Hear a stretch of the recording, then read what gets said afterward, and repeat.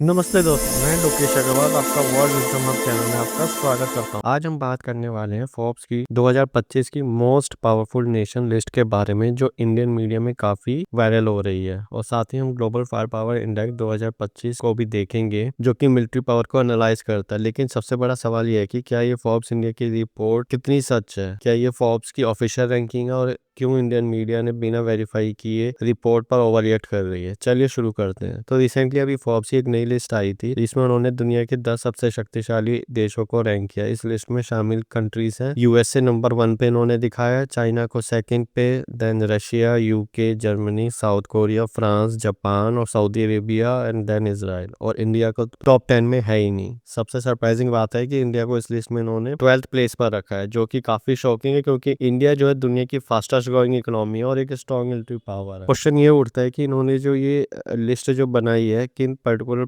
Attributes को लेकर बनाई है। तो इनके अकॉर्डिंग इन्होंने जो ये लिस्ट जो बनाई है, उसमें इन्होंने 5 एट्रीब्यूट्स रखे हैं, जो कि इस प्रकार है। फर्स्ट, लीडर को देख रहे हैं कि वो लीडर उनका कैसा है कंट्री में, इकोनॉमिक इन्फ्लुएंस कैसा है पूरे वर्ल्ड में, political influence, stronger international alliances and strong military. In 5 basis के बेस पे इन्होंने ये लिस्ट बनाई है, जो कि बिल्कुल सरासर गलत है। क्योंकि लीडर पे भी अगर आप देखो तो टॉप लीडर्स में आते हैं इंडियन की लीडरशिप, मोदी। और इकोनॉमिक इन्फ्लुएंस में भी अगर आप जीडीपी के अकॉर्डिंग देखोगे तो वो टॉप 5 में है। Political influence, strong international alliances भी है, India is a part of the BRICS और काफी सारी कंट्रीज का। इवन G7 में भी उसे एज ए उन्हें बुलाया जाता है, although not a part of the G7। Strong military में भी 4th नंबर पे है, जो कि हम आगे बात करेंगे ग्लोबल फायर पावर इंडेक्स के बारे में। अब सवाल ये उठते हैं कि क्या ये फोर्ब्स की ऑफिशियल रैंकिंग है। तो आंसर है नो, क्योंकि फोर्ब्स की जो ऑफिशियल वेबसाइट है उस पर कोई ऐसी लिस्ट अवेलेबल ही नहीं है। रिपोर्ट के मुताबिक फोर्ब्स इंडिया ने यूएस न्यूज की किसी वर्ल्ड रिपोर्ट की रैंकिंग को बेस बना के रिपोर्ट पब्लिश करी है। और वहीं पे अगर हम ग्लोबल फायर पावर इंडेक्स 2025 के बारे में बात करें, तो यहाँ पर अलग अलग रैंकिंग दी गई है, जो कि इंडेक्स में 60 प्लस मिलिट्री फैक्टर्स को कंसीडर करके बनाई गई है, जिसमें मिलिट्री स्ट्रेंथ है, defence budget, economy, technology and powerful. उसमें top 5 powerful countries in the world में यूएसए अगेन नंबर 1 पे, देन रशिया, चाइना और इंडिया चौथे नंबर पे, देन 5 पे साउथ कोरिया। तो यहाँ इंडिया 4th रैंक पे है, यानी मिलिट्री पावर के मामले पे आप इंडिया दुनिया के चौथे नंबर पे आता है। वहीं पे फोर्ब्स की नहीं, बल्कि फोर्ब्स इंडिया की रैंकिंग बिल्कुल ही अलग है। इंडियन मीडिया का ओवर रिएक्शन क्यों है इतना? ये बिना वेरीफाई न्यूज करे ही पब्लिश करना एक बड़ा इश्यू है, क्योंकि यूएसए एक जो है सॉफ्ट पावर काफी रखता है। यूएसए चाहे कोई भी रिपोर्ट पब्लिश करे, इंडिया के लोग उसे बिल्कुल सच मान के उस पर